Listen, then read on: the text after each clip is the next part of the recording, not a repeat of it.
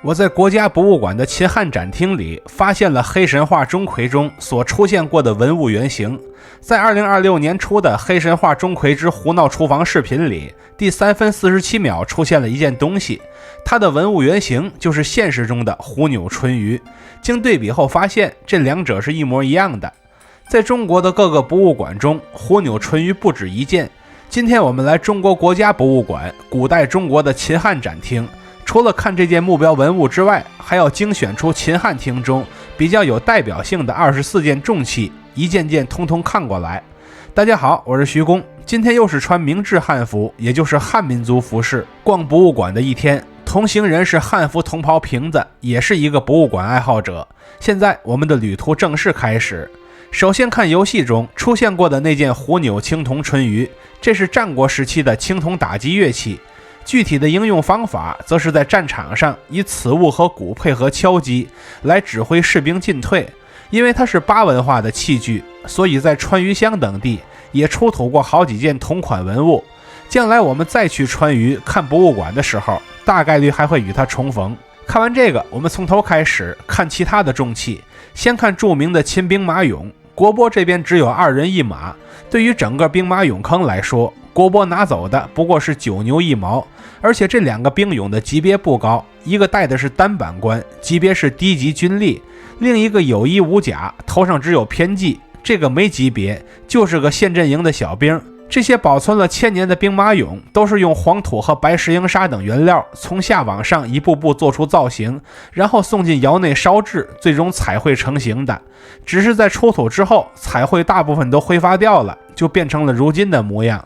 下一件是秦琅琊刻石，在公元前219年，秦始皇东巡到琅琊郡，也就是如今山东青岛的黄岛区，便立下了此处刻石，内容相传为李斯所书。当然眼前展出的只是那块刻石的残石了。我个人在辨认这种篆书的时候，只能认出好几个陈字来，这些字出自秦二世天上的诏书，原文如图。后一组文物是西汉的彩绘陶兵马俑，这些文物的出土地点是陕西咸阳的杨家湾汉墓。杨家湾汉墓的位置就在刘邦长陵东侧4公里左右，属于是刘邦陪葬墓的一部分，一般认为是大臣周勃的墓穴。我们在现场看到的这些陶俑分为骑兵和步兵2类，步兵身上的衣服是2层交领右刃的衣服叠穿，胸前还挂着一大片铠甲。骑兵身上穿的衣服也是交领右刃2层叠穿，但身上的铠甲就比步兵小得多了。再往后是几个西汉的陶楼，我们重点看其中的3层绿釉陶楼。这个大陶楼的屋顶是5殿顶，但还没什么弧度，屋顶角度是很小的，和平顶差不多少。现存的木构建筑里已经没有汉代建筑了，但这个趋势仍然比较明显，那就是越早的建筑屋顶就越平，角度也就越小，晚期建筑的屋顶才会拱得更高，而它周遭的装饰则是以镂空金钱纹为主。下一套文物更是重量级，它就是大名鼎鼎的金缕玉匣，也就是我们常说的金缕玉衣。玉匣的主人是中山怀王刘修，是中山靖王刘胜的后代，也是季汉昭烈帝刘备祖上的旁系亲戚。因为西汉管得不那么严，所以刘修这个级别的人还能用金缕玉匣，如果在东汉他就只能用银缕玉匣了。如果我们从头顶位置往下看，能看到玉枕、玉罩、两盖和玉衣本体，在脚底位置能看到脚套、裤筒、手套和遮裆。现场看不到的还有玉做的眼盖、鼻塞、耳塞、蝉形玉口函以及钢塞。这足以说明一套完整的金缕玉匣要比我们想象的更复杂、更全面。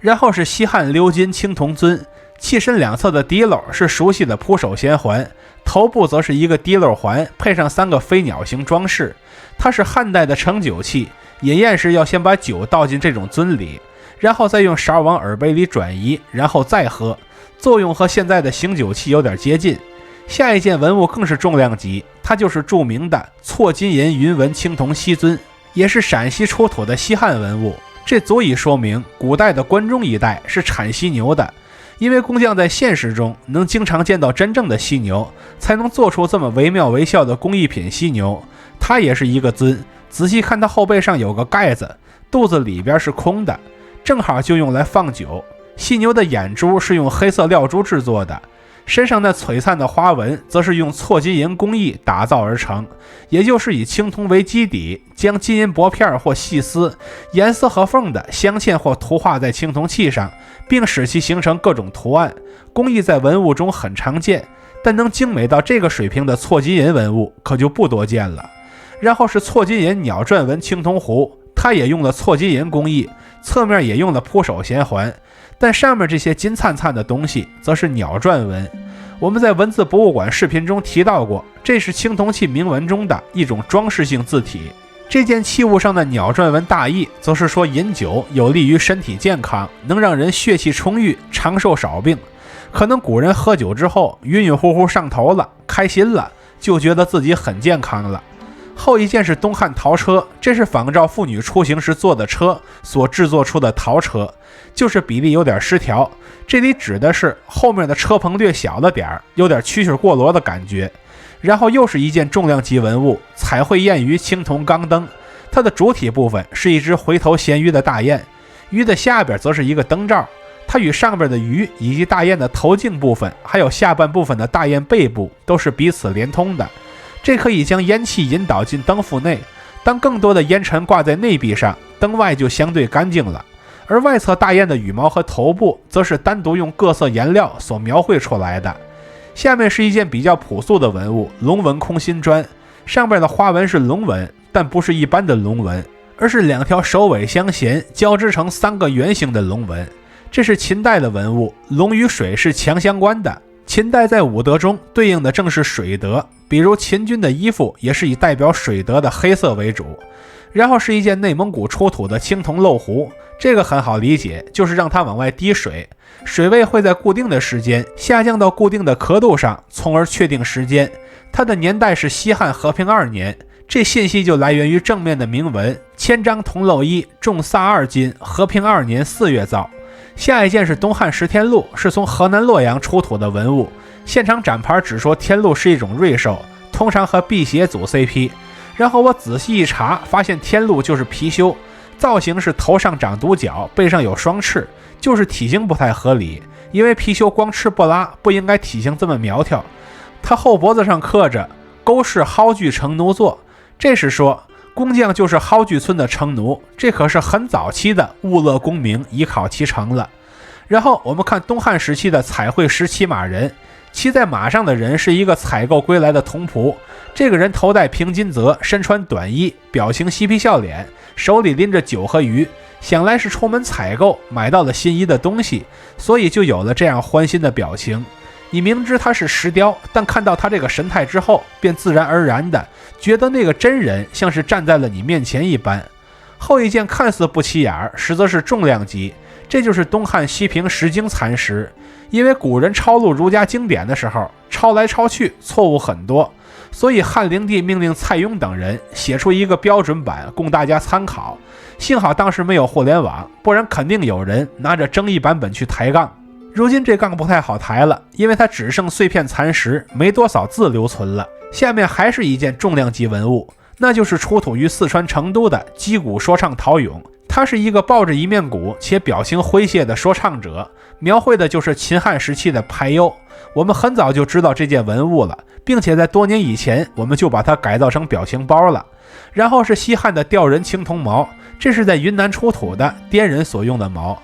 他们这个矛尖上吊着一个裸体男子，像是个用来做牺牲的人。这种特殊而复杂的造型意味着它并不是普通的兵器，而是偏仪仗类的用品，仪式感是大于实用感的。再往后是西汉的七牛虎耳青铜贮贝器，这也是滇国文物，它的上边是7头健壮黄牛，因为滇国畜牧业比较发达，所以工匠做起牛形来就比较得心应手。下方用来提溜的耳则是整只的虎，这就叫虎耳。它的功能是贮贝器，也就是用来储藏贝币的，属于是当时的存钱罐，这便是它的实用性功能了。现场还有一件更加复杂的滇国贮贝器，它就是祖蒙场面青铜贮贝器。祖蒙这个词出自《尚书旅行》中往中于信以复祖蒙一句。在古代西南一带，人们决定一些重大事件的时候就需要盟誓，而这件贮贝器盖子上的场面复原的就是祖蒙的场面，也就是人们宰杀牲畜作为祭品来完成盟誓的流程。后面是滇国的西汉青铜枕，也是云南出土的器物。我们之前说过，滇国畜牧业发达，牛的形象深入人心，而这件器物两端的牛头，无疑是让牛的形象愈发的深入人心了，因为每天一睁眼就能看到它。